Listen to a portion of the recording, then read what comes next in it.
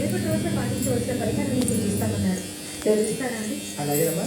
పాలకడల నుంచి సిరుల తల్లి అయినటువంటి మహాలక్ష్మి ఆవిర్భవించినటువంటి సుదినం రేపటి రోజు. అందుకనే ఇప్పుడు నేను చెప్తున్నటువంటి పరిహారాన్ని రేపటి నుంచి కనుక ప్రారంభం చేసి శ్రద్ధా భక్తులతో మీరు ఆచరించినట్లయితే కనుక స్థిరమైనటువంటి లక్ష్మీ కటాక్షం కలుగుతుంది, ఇంట్లో ఐశ్వర్యం స్థిరంగా ఉంటుంది. చాలా తేలికైనటువంటి పరిహారం కూడా, పెద్ద కష్టపడవలసింది కూడా దీనికి ఏమీ లేదు. రేపటి రోజు ఏం చేస్తారంటే ఒక దక్షిణావృత శంఖం తీసుకోండి. మంచి ఒరిజినల్ శంఖం అయితే చాలు, మరీ చిన్నది కాకుండా కొంచెం ఆ మాత్రం ఉండేటట్టుగా చూసుకోండి. ఇంకా అంతకన్నా పెద్దదైనా కూడా పర్వాలేదు. ఒక శంఖం తీసుకొని, దక్షిణావృత శంఖం తీసుకొని ఒక పీట మీద ఎర్రని వస్త్రం పరిచి దాని మీద ఈ శంఖం పెట్టండి.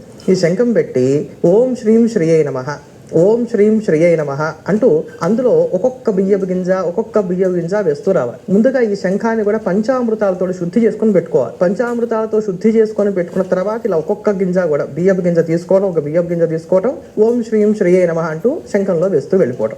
ఇలా చేసి 5 మాలలకి తక్కువ కాకుండా చేయండి. అంటే ఒక్కొక్క మాలలో ఎన్ని పూసలు ఉంటాయి? 108 పూసలు ఉంటాయి. అలా 5 మాలలకి తక్కువ కాకుండా ఇలా రేపటి రోజున చేసి హల్వాను నైవేద్యంగా సమర్పించండి.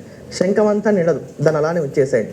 మళ్ళీ ఎల్లుండి, అవతల ఎల్లుండి, అలా ప్రతిరోజు కూడా 5 మాలలకు తక్కువ కాకుండా ఒక్కొక్క బియ్యపు గింజ కూడా వేస్తూ ఓం శ్రీం శ్రీయై నమః అనేటువంటి మంత్రం చెప్పుకుంటూ వేయాలన్నమాట. ఇలా ఎన్నాళ్ళు ఆ శంఖం పూర్తయ్యేంత వరకు, ఆ బియ్యపు గింజలతోటి ఆ శంఖం అంతా నిండిపోయేంత వరకు చేయండి. ఇలా చేసిన తర్వాత దీన్నంతా కూడా మూట కట్టేసి ఆ ఎర్రని వస్త్రంలోనే చక్కగా లక్ష్మీదేవికి మనస్ఫూర్తిగా నమస్కారం చేసుకొని తీసుకెళ్లి బీరువాలో పెట్టేసుకోండి. ఏ రోజైతే మీకు బియ్యపు గింజలతోటి శంఖం అంతా కూడా నిండటం పూర్తయిందో ఆ రోజున పాయసం వండి కొద్దిగా పాయసాన్ని అగ్నిలో వేసి మిగతాదంతా కూడా అందరికీ కూడా పంచిపెట్టి మీరు కూడా ప్రసాదంగా స్వీకరించండి. జొన్నలు ఏవైతే ఉంటాయో వాటిని పక్షులకు ఆహారంగా వేయండి. ఆ చివరి రోజున మీరు తీసుకోవాల్సినటువంటి జాగ్రత్త. మరి రేపటి రోజున గ్రహణం ఉంది కదా, మరి ఇది ఎప్పుడు చేయాలి అంటే ఉదయం 11 గంటల లోపుగా ఈ ప్రక్రియ అంతా కూడా పూర్తయ్యేటువంటి విధంగా జాగ్రత్త తీసుకోండి. ఇది కొంచెం శ్రద్ధగా జాగ్రత్తగా చేసినట్లయితే గనక చక్కటి స్థిరమైనటువంటి లక్ష్మీ కటాక్షం కలుగుతుంది అనడంలో సందేహం లేదు. మరి రేపటి రోజున గ్రహణం ఉంది కదా, ఇందులో బియ్యం వేసాం కదా, దాని తర్వాత దేవుడి పని కడగాలి కదా, మళ్ళీ ఈ బియ్యం గింజలు తీసే శంఖం అంతా కడగాల,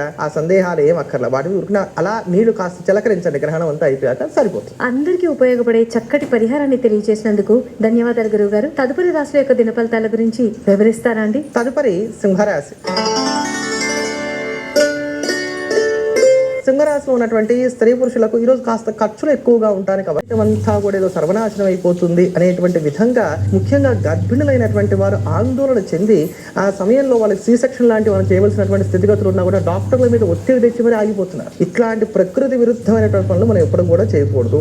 గ్రహణ సమయంలో జననం జరగడం అనేది కొంత దోషమే, కానీ ఆ దోషానికి పరిహార క్రియలు కూడా చక్కగా మన ధర్మశాస్త్రాన్ని కూడా తెలియజేశాయి. గ్రహణే చంద్ర సూర్యస్య ప్రసూతిర్ యది జాయతే వ్యాధిపీడ తదా స్త్రీణాం ఆదో ఋతు దర్శనాత్ అంటూ గ్రహణ సమయంలో ఎవరన్నా పుట్టినా లేదా గ్రహణ సమయంలో కనుక మొదటిసారిగా స్త్రీ రజస్వల అయినా వాళ్ళకి వ్యాధి కలగడానికి అవకాశం ఉంటుంది అని అన్నారు. ఇంతవరకే చెప్పారు. ఒకవేళ గ్రహణ సమయంలో జననమైనా లేదా ఒకవేళ గ్రహణ సమయంలో ప్రథమ రజస్వల అయినప్పటికీ కూడా అప్పుడు వెండితో చేసినటువంటి చంద్రబింబాన్ని, వెండితో చేసినటువంటి నాగ ప్రతిమను కూడా పెట్టుకున్నటువంటి వారే కలశంలోకి వాళ్ళందరినీ కూడా ఆవాహన చేసి సమంత్రకంగా హోమాదులు చేసి ఆ కలశంలో ఉన్నటువంటి జలంతో కనుక ఆ పిల్లల్ని గనక చక్కగా ప్రోక్షణ చేసినట్లయితే, వారి మీద కనుక నీటిని చిలకరించినట్లయితే కనుక వీరికి ఉండేటువంటి దోషాలు పోతాయి. తర్వాత వీటిని చక్కగా వేదాంగములు అధ్యయనం చేసినటువంటి సుశాస్త్రీయులైనటువంటి బ్రాహ్మణులు ఎవరైతే ఉంటారో వారికి దానంగా ఇవ్వండి అని చెప్పారు. అంటే చాలా తేలికైనటువంటి పరిహారం, ఇది ఆచరించవచ్చు. కనుక దీనికి మనం కంగారు పడవలసినటువంటి అవసరం లేదు. ఇలా కనుక శాంతి చేసుకున్నట్లయితే అకాల మృత్యుం శోకంచ వ్యాధి పీడం నాప్నయాత్ సౌఖ్యం సోమనసం నిత్యం సౌభాగ్యం లభతే నరహ. వీరందరికీ కూడా ఉండేటువంటి అపమృత్యు దోషాలు ఏవైతే ఉంటాయి ఇవన్నీ కూడా పోతాయి, శోకములు పోతాయి, వ్యాధి పీడలు కలగకుండా ఉంటాయి, సౌమనస్యం కలుగుతుంది, మంచి మనస్సు అనేటువంటిది ఏర్పడుతుంది, స్త్రీలకు సౌభాగ్యం కలుగుతుంది. ఇత్తం గ్రహణ జాతానం సర్వారిష్ట వినాశనం. ఈ గ్రహణం వల్ల కలిగేటువంటి దోషాలు ఏవైతే ఉంటాయంటే గ్రహణ సమయంలో పుట్టడం వల్ల కలిగినటువంటి దోషాలు ఏవైతే ఉంటాయి ఇవన్నీ కూడా తొలగిపోతాయని అన్నారు. కనుక ఎటువంటి భయాలు కూడా పెట్టుకోనవసరం లేదు. వాస్తవానికి ఎక్కడా కూడా శాస్త్రంలో గర్భిణులైనటువంటి స్త్రీలు ఈ సమయంలో ఏ పని చేయకూడదనేటువంటి మాట మనకి లేదు.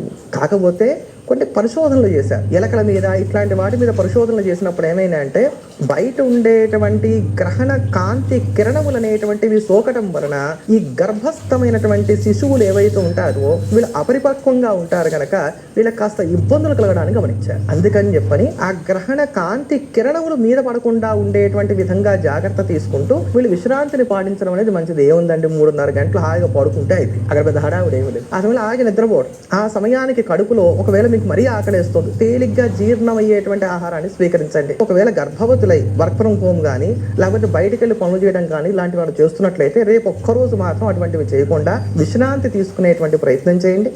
గ్రహణ కాంతి కిరణాలు మీ మీద పడకుండా ఉండేటువంటి విధంగా తగు జాగ్రత్తలు పాటించుకోండి. ఆ సమయం అంతా కూడా చక్కగా భగవన్నామ స్మరణ చేస్తూ ఉండండి.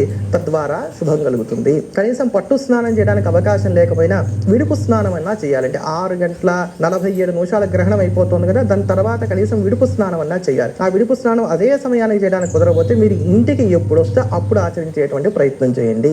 ఆ విడుపు స్నానం చేసేంత వరకు ఇంట్లో ఉండేటువంటి వేటిని కూడా ముట్టుకోకండి. వీటన్నిటికి కారణాలు ఏమిటనేది కూడా రేపటి రోజు మీ అందరూ కూడా వివరంగా తెలియజేస్తాను. తదుపరి రాశి యొక్క దినఫలితాల గురించి